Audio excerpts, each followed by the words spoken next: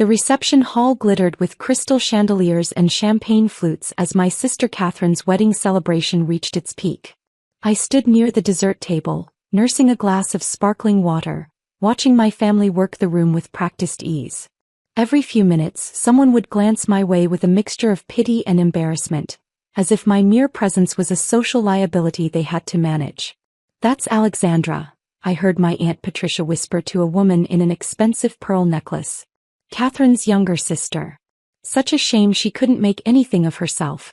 The family's tried everything, but some people just don't have ambition." I took another sip of water and checked my phone. 11:47 p.m. The Wall Street Journal's Sunday edition went live online at midnight. My publicist had confirmed the embargo lift time 3 days ago. 13 minutes until the article published. Catherine appeared at my elbow, radiant in her custom wedding gown. Her smile was tight around the edges as she guided me slightly away from the main cluster of guests. "Alex, could you maybe stay near the back for the rest of the evening?" Her tone was apologetic but firm. Richard's parents are very traditional, very accomplished. His father is a federal judge, his mother is a hospital administrator. They're asking questions about you and it's just awkward. "Awkward," I repeated neutrally. "You know what I mean." Catherine glanced over her shoulder at her new in-laws, who were indeed watching us with poorly concealed curiosity. "They asked what you do and I didn't know what to say. You're 26 and you don't have a real job, you don't have an apartment, you barely own anything. It looks bad for the family." "I see. Mom suggested I tell people you're taking time to find yourself," Catherine continued, lowering her voice. "But Richard's mother is very practical. She doesn't understand finding yourself as a career choice. So I just said you were between opportunities. That sounds better than unemployed, right?" I smiled slightly. "Much better. Don't be like that." Catherine's expression shifted to frustration. "You could have tried harder, Alex. You have a degree from a good school. Dad offered to get you an interview at his firm. Uncle James said he could find you something in marketing. But you turned down every opportunity and now here we are at my wedding, and I have to explain why my little sister is a professional failure." "Is that what you told them?" I asked. "That I'm a professional failure?" Catherine had the grace to look uncomfortable. "I said you hadn't found your path yet. But yes, Richard's family is very success-oriented. They wanted to know about everyone's accomplishments. David just made vice president at his investment bank.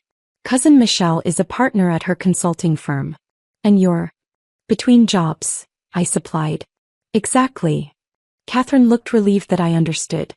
"So if you could just keep a low profile for the rest of the night, that would really help. Maybe leave before the after party? Richard's colleagues are all coming and they're all very successful." She swept away before I could respond, immediately resuming her role as the perfect bride, laughing at someone's joke with practiced charm. I checked my phone again. 11:51 p.m. 9 minutes.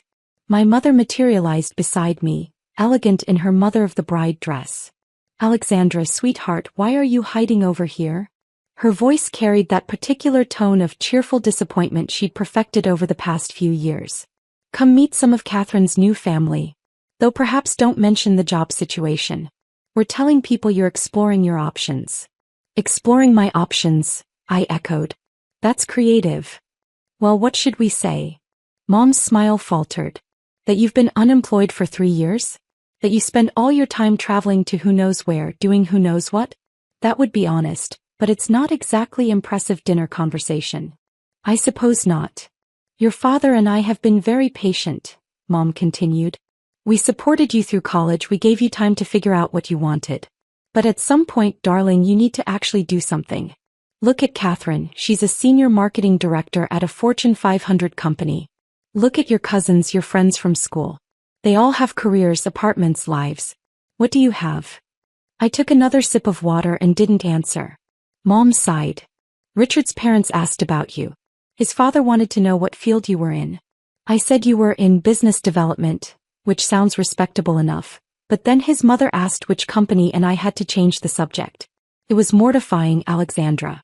At my own daughter's wedding." "I'm sorry you were mortified," I said quietly. "I just don't understand what happened to you," Mom said, her voice dropping to a more genuine tone of concern. "You were so bright in school. Such potential. And now you're 26 years old with nothing to show for it. No career, no prospects, no stability. What are you going to do with your life? 11:54 p.m. 6 minutes. I should probably get some air, I said, moving toward the reception hall's terrace doors. Don't disappear, Mom called after me. We're cutting the cake soon and Catherine wants family photos. Try to smile and look successful at least for the pictures. The terrace was blessedly quiet, overlooking the venue's manicured gardens. City lights twinkled in the distance. I leaned against the stone balustrade and opened my phone's browser, navigating to the Wall Street Journal's website. The current front page showed yesterday's headlines. In 6 minutes that would change. Behind me I heard the terrace doors open. My father stepped out, loosening his bow tie slightly. He spotted me and his expression shifted to that particular blend of disappointment and resignation I'd grown accustomed to. Your mother sent me to find you, he said, joining me at the railing. She's worried you're going to leave early and make Catherine upset. I wouldn't want to upset Catherine on her special day, I said. Dad was quiet for a moment, staring out at the garden. You know, when you were younger I thought you'd be the one we'd be celebrating like this. You were always the smartest one. The most driven. I thought you'd take the business world by storm. Things don't always work out the way we expect. No, he agreed. They don't. But Alex, this isn't about expectations anymore. This is about basic responsibility. You're living off savings from a college graduation gift, staying in hostels and cheap hotels, doing God knows what with your time. That's not a life. That's prolonged adolescence. I checked my phone. 11:57 p.m.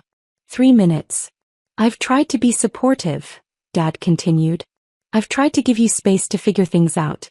But tonight, standing in that reception hall with all those accomplished people, having to explain that my youngest daughter is essentially unemployed and directionless. It's hard, Alex. It reflects on all of us. I understand. Do you? His voice gained an edge. Because from where I'm standing it looks like you don't care. You show up to your sister's wedding in an off-the-rack dress, no date, no career to speak of, and you act like everything's fine. It's not fine. You're 26 years old and you're wasting your life. The terrace doors opened again. This time it was Catherine, followed by Richard and his parents. Catherine looked annoyed to find me out here. There you are, she said. We're taking family photos. Alex, can you at least try to look presentable?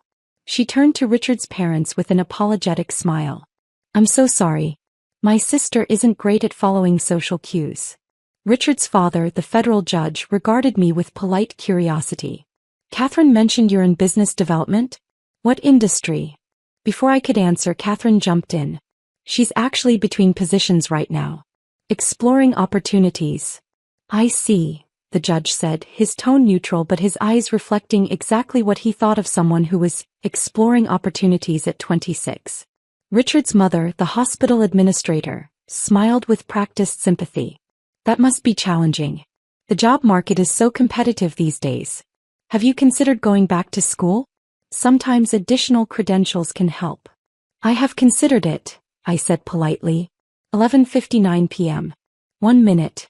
Well, I'm sure you'll find something eventually, Richard's mother said with the kind of encouragement people give to lost causes. Catherine told us you've been traveling quite a bit?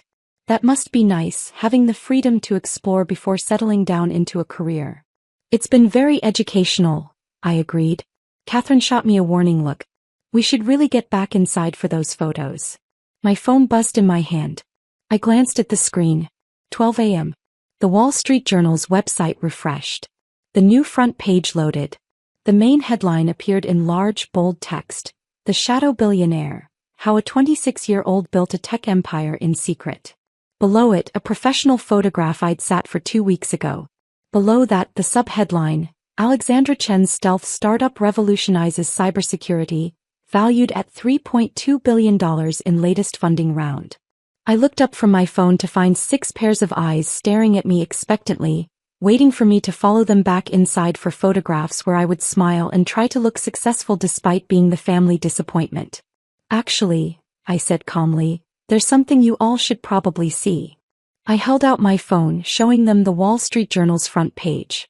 My photograph stared back at them from the screen. For a long moment nobody moved. Nobody spoke. They simply stared at the phone, then at me, then back at the phone, as if their brains couldn't quite process the connection between the two images. Catherine found her voice first. Is that a joke? Is this photoshopped? It's the Wall Street Journal, I said. They don't Photoshop their front page stories. Dad took the phone from my hand with trembling fingers. His eyes scanned the article, moving faster and faster as he read. The color drained from his face. This says... He stopped, swallowed hard, started again. This says you're the founder and CEO of Sentinel Technologies. That you developed a revolutionary AI-driven cybersecurity platform that's now protecting 70% of Fortune 500 companies. 73% as of last month, I corrected gently. We signed 3 new contracts last week. Mom leaned over Dad's shoulder, reading the screen. Her hand went to her mouth. It says your company is worth over $3 billion. Says you're worth. Alexandra, it says your personal net worth is estimated at $1.4 billion. That's conservative, I said. My financial advisors put it closer to $1.6 billion after the last funding round. Complete silence on the terrace. Inside, I could hear the wedding band playing, guests laughing, the clink of champagne glasses. Out here, 6 people stood frozen, trying to reconcile what they'd believed about me with what they were reading on the screen. Richard's father, the judge, was the first to recover. This is from today? This just published. About 2 minutes ago, I confirmed. The embargo lifted at midnight. By tomorrow morning, it'll be in the print edition. CNN is running a segment at 6 a.m. Bloomberg at 7. CNBC is doing a full-hour special tomorrow afternoon. But... Catherine's voice was barely a whisper. You said you were traveling. You said you didn't have a job. You let us think. I said I was traveling for work, I corrected. You assumed that meant I was unemployed and backpacking through Europe. I was actually meeting with clients, investors, and strategic partners in 14 countries. And I never said I didn't have a job. You just never asked what my job actually was. You lied to us, Catherine said, her voice rising. I answered every question you asked honestly, I replied. When you asked what I did, I said I worked in technology and security. When you asked why I traveled so much, I said it was for business meetings. You heard what you wanted to hear. Dad was still scrolling through the article, his face growing paler with each paragraph. This says you started the company 4 years ago with $200,000 you raised from angel investors.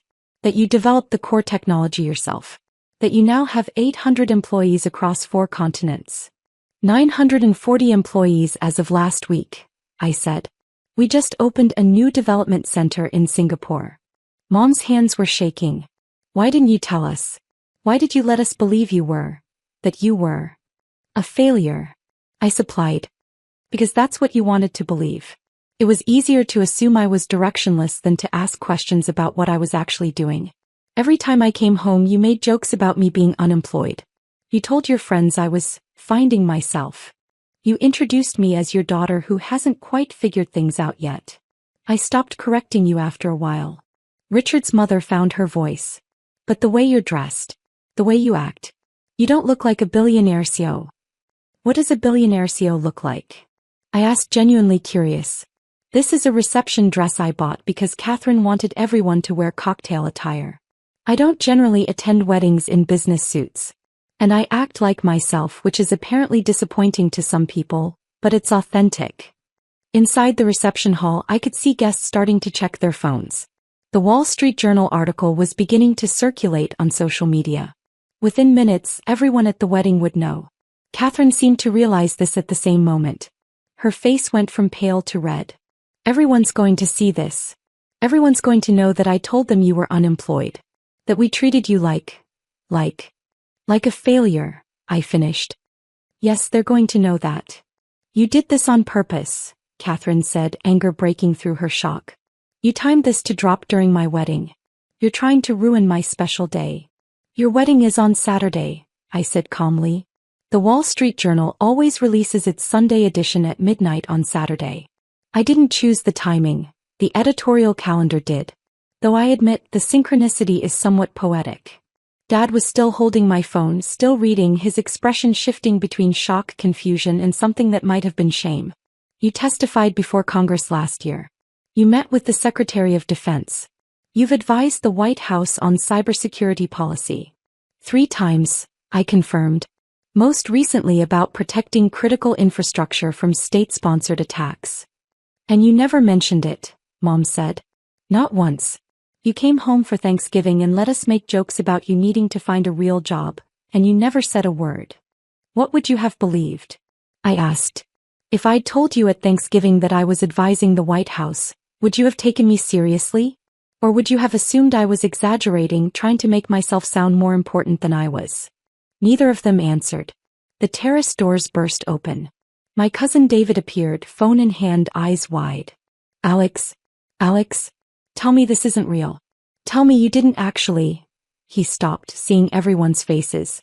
Oh my God. Real. You're actually a billionaire, I finished. Yes, David. I'm actually a billionaire.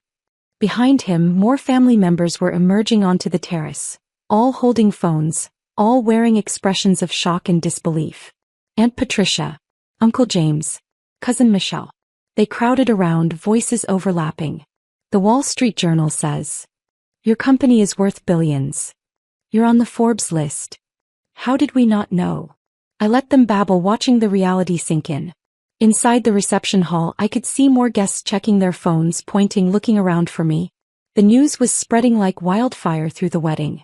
Catherine's wedding planner appeared, looking frazzled. Miss Chin? There are reporters at the front gate. 3 news crews just arrived. They're asking for Alexandra Chin. Should I call security? That would be my security team, I said. I asked them to stay outside unless I needed them. Let them know everything's fine. The reporters can wait. Your security team, Catherine repeated numbly. I'm worth over $1 billion, I said. My board insisted on proper security after we went public with our Series D funding. There have been threats, kidnapping concerns, the usual complications that come with highly visible wealth. My phone started buzzing continuously with incoming notifications. I took it back from my father and silenced it. I have 43 missed calls, I observed. CNN, NBC, CBS, Fox Business, Bloomberg, Forbes, Fortune, TechCrunch, and about a dozen others. Plus 217 text messages. My publicist is probably having a heart attack right now. I told her I'd be unavailable during my sister's wedding, but I don't think she anticipated this level of immediate response. Your publicist, Mom echoed faintly. Margaret Hayes, formerly VP of Communications at Tesla. She's very good. Expensive but worth it. I glanced at my phone again. She's texted me 14 times in the past 3 minutes. Apparently the article is trending #1 worldwide on social media. The hashtag #ShadowBillionaire is already viral. Uncle James stepped forward, his earlier condescension replaced by calculating interest. Alex, sweetheart, we should talk. I have some investment opportunities that might interest someone with your kind of capital. No, I said simply. But you haven't even heard. No, I repeated. I have a team of financial advisors who handle investment decisions based on rigorous analysis and strategic planning. I don't make billion-dollar decisions at family weddings based on pitches from relatives who called me directionless 3 hours ago. He flinched like I'd slapped him. Aunt Patricia tried a different approach, her voice dripping with sudden warmth. Alexandra, darling, I had no idea you were doing such important work. If I'd known, I would have been so supportive. You must tell us all about it. How did you get started? What inspired you? You asked me about my work at Christmas, I said. I told you I was developing cybersecurity software. You laughed and said that sounded like something teenagers do in their basements. So I stopped explaining. Her smile froze. Inside, the band had stopped playing. The wedding guests were clustering near the terrace doors, phones out, trying to get a glimpse of the suddenly famous family member. I could hear whispers, see pointing fingers. Catherine stood in the center of the terrace, still in her wedding gown, tears starting to stream down her face. You ruined it, she whispered. This was supposed to be my day, my moment. And you made it about you. I didn't make it about anything, I said. The Wall Street Journal published a major business story on its regular schedule. That's not something I controlled. But everyone's going to remember this wedding as the night your sister turned out to be a secret billionaire, Catherine said, her voice breaking. Not as my special day. As the night you revealed you were better than all of us. I'm not better than anyone, I said quietly.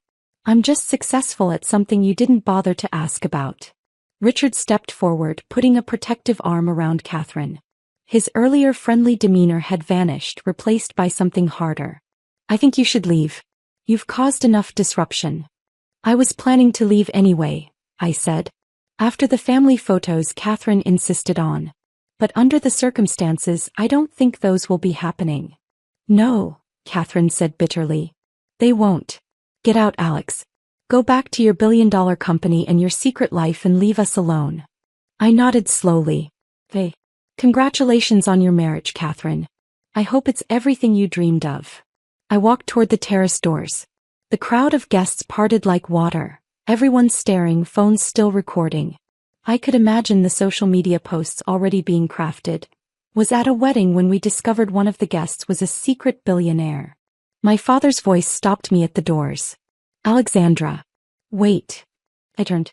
He stood at the center of the terrace, still holding my phone, displaying the Wall Street Journal article, looking 10 years older than he had an hour ago. I'm sorry, he said. We're sorry. We should have believed in you. We should have asked more questions. We should have. He trailed off, unable to find the words. You should have treated me like I mattered even when you thought I was unsuccessful, I said. That's what you should have done. But you didn't. You measured my worth by your definition of success. And when I didn't meet it, you decided I was worth less than the rest of the family. That's not fair, Mom protested. We were trying to motivate you. You were trying to shame me into conforming to what you thought my life should look like, I interrupted. There's a difference. Motivation comes from belief. What you gave me was disappointment dressed up as concern. I opened the terrace doors. Outside, I could see my security team moving into position. The black SUVs were pulling up to the front entrance. News vans lined the street beyond the venue gates. The thing about being dismissed and underestimated, I said, addressing the entire family gathered on that terrace, is that it teaches you who people really are when you have nothing they want. Now that you know I have something you want, money, connections, success, you'll all suddenly remember that you always believed in me, that you always saw my potential, that you were always supportive. I met my father's eyes. But I'll remember tonight. I'll remember that when you thought I was nobody, you treated me like I was nobody. And that tells me everything I need to know about what your support is worth. I walked through the reception hall. Guests pressed back against the walls, watching me pass. Some tried to speak. Alexandra, wait, I wanted to talk about. But I kept walking. At the front entrance, Marcus, my head of security, was waiting with two of his team. Miss Chen. We have a situation. Multiple news crews, approximately 50+ photographers, and a crowd of onlookers. We can take you out the back service entrance if you prefer to avoid them. No, I said. I'll go out the front.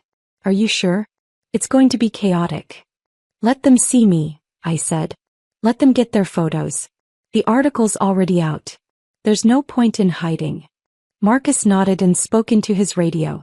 Primary is moving to front exit. Everyone in position. The doors opened and I stepped into a wall of camera flashes and shouted questions. Miss Chen, how does it feel to be exposed as a billionaire? Miss Chen, did your family really not know about your company? Miss Chen, can you comment on reports that you're the youngest female tech billionaire? Miss Chen, is it true you started your company in a garage? I paused at the top of the steps, security forming a protective semicircle around me. Behind me I could see wedding guests crowding the windows, filming on their phones. Catherine's special day had indeed become about something else entirely.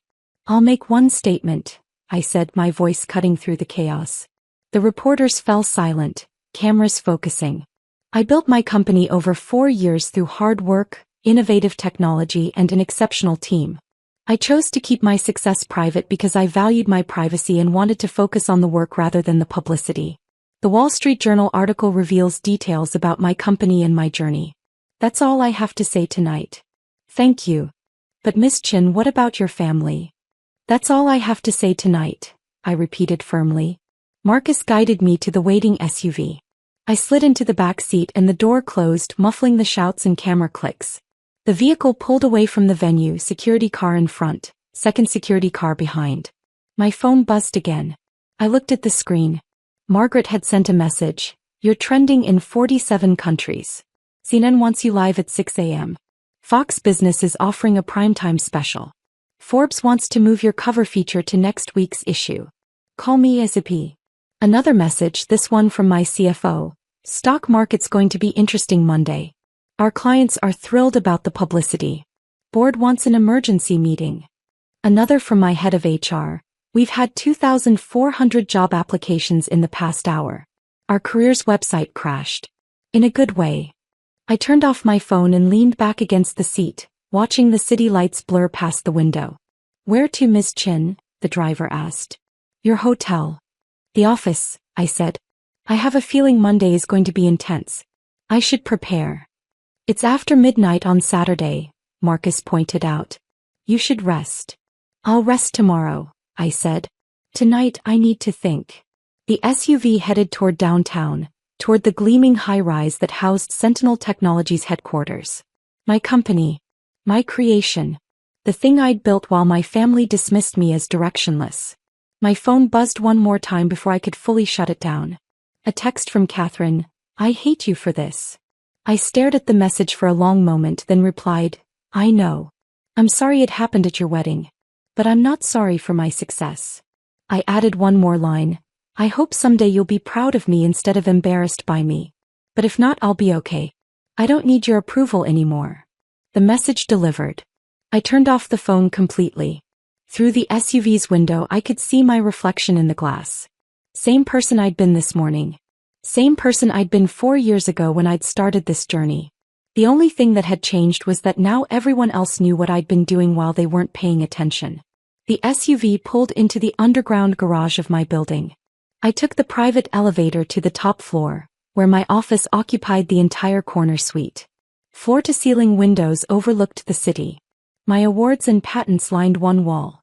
Photos with world leaders and industry icons hung on another. This was my real life. The one my family never bothered to ask about. I sat at my desk and opened my laptop. Email inbox. 1,847 unread messages. Slack notifications. 492. Calendar requests. 63. Tomorrow I would deal with all of it. The interviews, the publicity, the sudden flood of people who wanted a piece of my story. Tonight, I let myself feel what I'd been holding back on that terrace at Catherine's wedding. Not triumph. Not vindication. Just a quiet, tired sadness that it had come to this. That my family's love and respect had been conditional on their perception of my success. That they'd only valued me once the world told them I was valuable. But also something else. Something stronger. Relief. Relief that I no longer had to pretend. Relief that I could finally stop answering vague questions with vaguer answers. Relief that I'd proven, at least to myself, that I didn't need their belief to succeed. The city stretched out below my windows, millions of lights twinkling in the darkness. Somewhere out there, Catherine's wedding was probably still going, guests gossiping about the dramatic revelation. Somewhere out there, my parents were trying to process how they'd gotten everything so wrong. Somewhere out there, news vans were preparing their morning segments about the shadow billionaire who'd been hiding in plain sight. And here in this office, surrounded by evidence of what I'd built while they weren't watching, I finally let myself acknowledge the truth. I didn't need them to believe in me anymore. I'd learned to believe in myself. And that, in the end, was worth more than all the family approval in the world. My phone, despite being turned off, somehow buzzed one final time. A message that must have been delayed in delivery. From my father. I don't know how to fix this, but I want to try. Please. I stared at the message for a long time. Then I closed the laptop, stood up and walked to the window. Tomorrow would bring new challenges. Media scrutiny. Family complications. The inevitable requests for money, for connections, for access. But tonight, I was just a 26-year-old woman who'd built something extraordinary while everyone around her insisted she was building nothing. And finally, the world knew the truth. The question was, would it have been better if my family had believed in me all along? Or was this hard-earned, self-sufficient, independently validated success, somehow more meaningful because I'd achieved it without their faith? I didn't have an answer. But standing in my corner office, looking out over the city I'd conquered while my family thought I was lost, I realized something important. I didn't need an answer. I just needed to keep building. And tomorrow that's exactly what I would do.